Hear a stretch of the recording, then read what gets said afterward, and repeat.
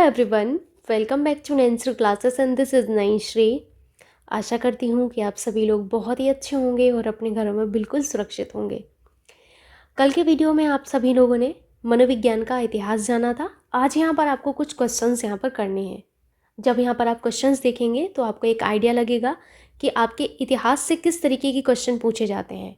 मतलब मनोविज्ञान का जो इतिहास है उससे किस तरीके के क्वेश्चन आपसे पूछे जाते हैं। सो आइए शुरुआत करते हैं। सबसे पहला क्वेश्चन है कि मनोविज्ञान व्यवहार का शुद्ध विज्ञान है जो मनुष्य व पशुओं के व्यवहार का अध्ययन करता है। यह परिभाषा किसने दी?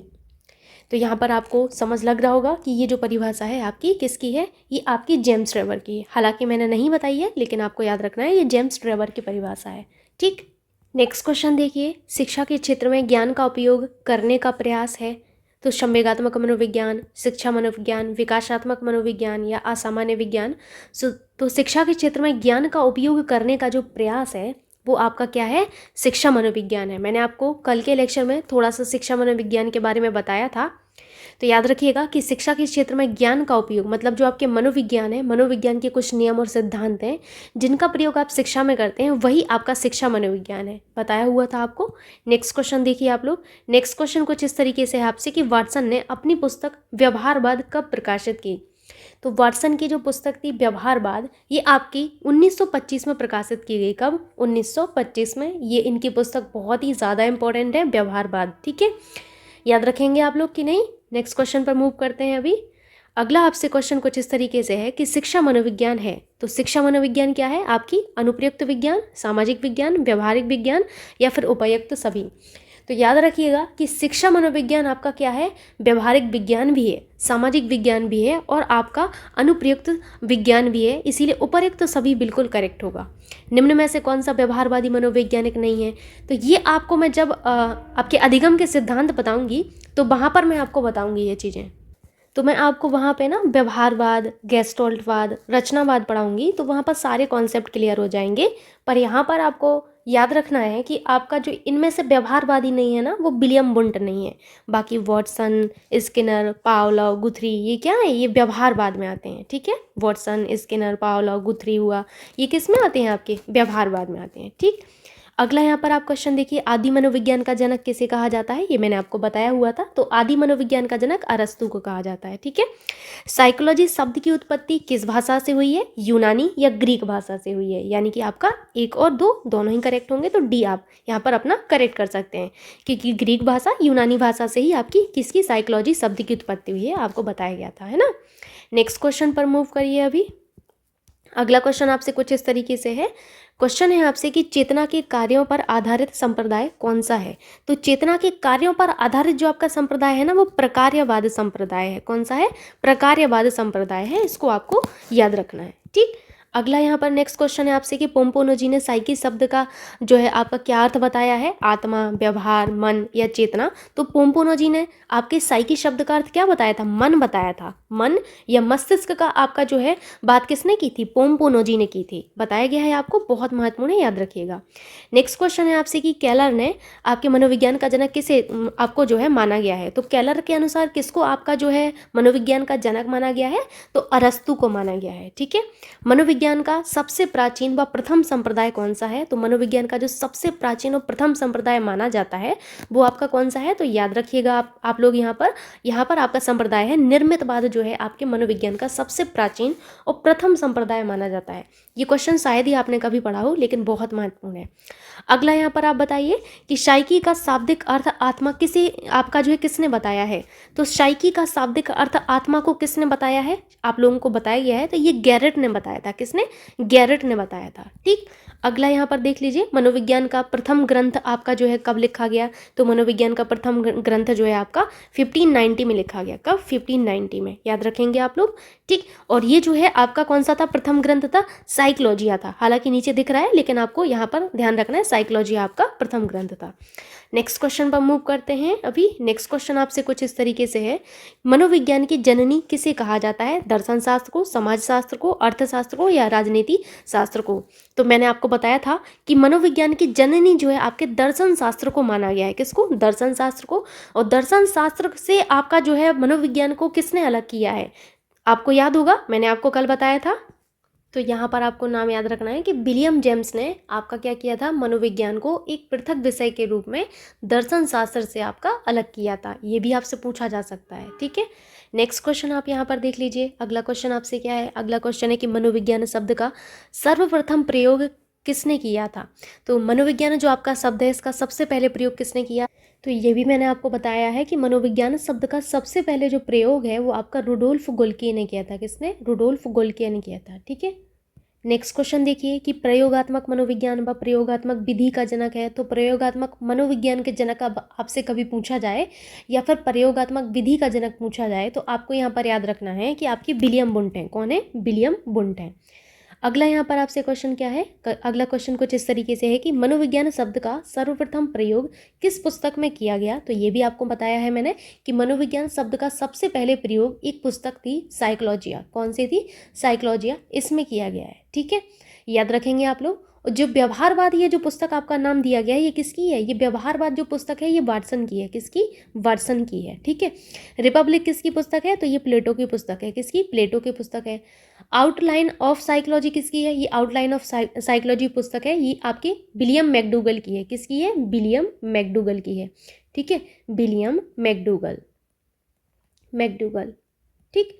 तो इतनी चीज़ें आपको याद रखना है। मूव करते हैं अभी नेक्स्ट क्वेश्चन पर। नेक्स्ट क्वेश्चन आपसे कुछ इस तरीके से है कि आधुनिक मनोविज्ञान का जनक कौन है। तो आधुनिक मनोविज्ञान का जनक किसे माना जाएगा, आप ऑप्शन को देख के आराम से बता सकते हो, विलियम जेम्स, ठीक है।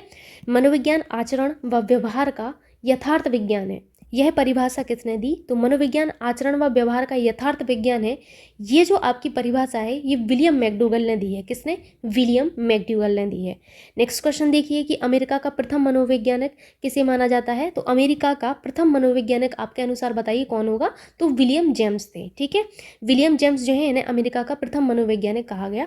एक ये व्याख्या लिखा है, इसको पढ़िए। चेतना के कार्यों पर सर्वाधिक अध्ययन विलियम जेम्स ने किया है। तो ये भी आपको याद रखना है कि चेतना के कार्यों पर सबसे ज़्यादा जो आपका स्टडी की गई, अध्ययन किया गया, विलियम जेम्स के द्वारा किया गया। विश्व की दूसरी मनोवैज्ञानिक प्रयोगशाला की स्थापना विलियम जेम्स ने ही की थी, ठीक है। जबकि विलियम वुंट ने पहली आपकी प्रयोगशाला स्थापित की थी, दूसरी किसने की, विलियम जेम्स ने की, याद रखिएगा। मनोविज्ञान का गर्भकाल कितने वर्ष का माना जाता है। तो मनोविज्ञान का गर्भकाल आपका लगभग 2000 वर्ष माना जाता है। कितना, लगभग 2000 वर्ष माना जाता है। आगे नेक्स्ट क्वेश्चन देखें यहाँ आप लोग। क्वेश्चन है आपसे कि मनोविज्ञान के विकास के क्रम के चरण हैं। तो ये भी आपको मैंने बताया है, 4 आपके चरण बताए थे मैंने। कौन कौन से, आपका आत्मा का विज्ञान बताया, मन या मस्तिष्क का विज्ञान, फिर उसके बाद चेतना का विज्ञान, फिर इसके बाद आपका व्यवहार का विज्ञान आ जाता है ना। अगला क्वेश्चन यहाँ पर देख लीजिए। अगला क्वेश्चन है आपसे कि मानसिक पीढ़ी का प्रथम यानी कि निम्न ज्ञान किसे कहते हैं। प्रत्यक्षीकरण, चेतना, संवेदना, बी एवं सी दोनों। तो यहाँ पर आपको याद रखना है कि आपके मानसिक पीढ़ी जो है आपकी, इसकी मानसिक पीढ़ी का प्रथम आपका जो यहाँ पर चरण आपका है वो कौन सा है। तो प्रथम यहाँ पर चरण का है या फिर निम्नतम स्तर आप कहें तो वो कौन सा माना जाएगा यहाँ पर, वो है आपका प्रत्यक्षीकरण और आपका आपका चेतना और संवेदना है, यानी कि आपके बी और सी आएंगे यहाँ पर, ठीक। तो चेतना और संवेदना दोनों ही आपके आते हैं, ठीक। प्रकार्यवाद संप्रदाय में बल दिया गया, किसके द्वारा दिया गया। तो प्रकार्यवाद संप्रदाय में बल किस पर दिया गया है। तो याद रखिएगा, प्रत्यक्षीकरण पर आपका बल दिया गया है प्रकार्यवाद में। ये आप आगे पढ़ेंगे, लेकिन यहाँ पर क्वेश्चन आ गया है तो आपको पढ़ लेना है, ठीक है। वर्तमान में आपका जो है मनोविज्ञान है, आत्मा का विज्ञान है, मन व मस्तिष्क का विज्ञान है, व्यवहार का विज्ञान है, चेतना का विज्ञान है। सभी को पता है व्यवहार का विज्ञान है अभी वर्तमान में, है ना।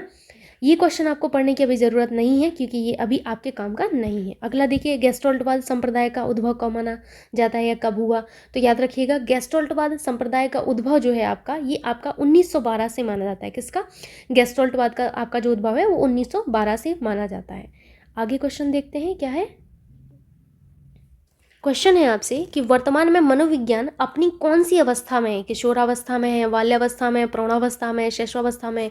ये बहुत ही अलग तरीके का क्वेश्चन है, आप लोग देख रहे होंगे कि आपसे पूछा जा रहा है कि मनोविज्ञान जो वर्तमान में है वो अपनी किस अवस्था में है। तो वो आपका शैशवावस्था में है, ठीक है। संज्ञानवादी पद्धति के जनक कौन है। तो संज्ञानवादी पद्धति के जनक आपके जीन प्याजे और ब्रूनर है।